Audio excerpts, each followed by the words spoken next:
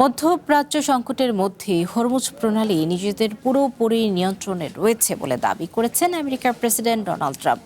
বুধবার এক প্রতিবেদনে এ তথ্য জানায় আল জাজিরা। তবে যুদ্ধ বন্ধ ও সম্পদ ফেরত দেওয়ার শর্ত ছাড়া প্রণালী না খোলার ঘোষণায় অনড় ইরান। তবে এত উত্তেজনার মধ্যেও চলছে কূটনৈতিক তৎপরতা। কাতার বলছে ওমান ও ইরানের মধ্যে এ সংক্রান্ত আলোচনায় বড় ধরনের অগ্রগতি হচ্ছে। লাইফে কখন কি হয় গ্যারান্টি আছে, তাই ইন্স্যুরেন্স করুন সিটি ব্যাংকে, কারণ ইন্স্যুরেন্স করলে সিটিতে সুরক্ষা পাবেন নিশ্চিন্তে।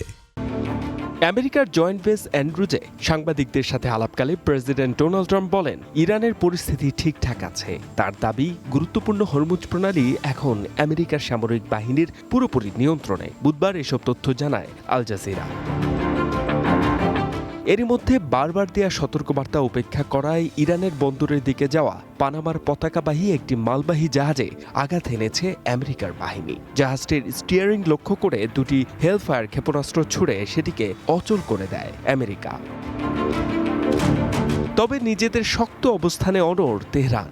ইরানের সুপ্রিম ন্যাশনাল সিকিউরিটি কাউন্সিলের সচিব মহসিন রেজাই স্পষ্ট জানান, আমেরিকার যুদ্ধ ও অবরোধের অবসান, আটকে থাকা সম্পদ মুক্তি এবং আঞ্চলিক যুদ্ধবিরতি না হওয়া পর্যন্ত হরমুজ প্রণালী বন্ধই থাকবে।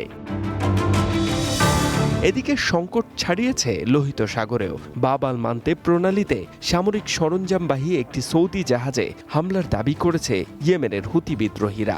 এতে জাহাজের 3 নাবিক নিহত হয়েছেন, যাদের মধ্যে 2 জন পাকিস্তানি ও 1 জন ইন্দোনেশিয়ার নাগরিক। তবে এত উত্তেজনার মধ্যেও চলছে কূটনৈতিক তৎপরতা। কাতার জানিয়েছে, জাহাজ চলাচল স্বাভাবিক করতে ওমান ও ইরানের মধ্যে আলোচনা অনেক দূরে গিয়েছে।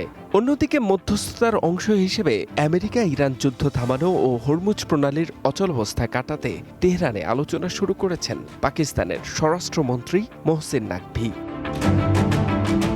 H M Ataullah, one international desk.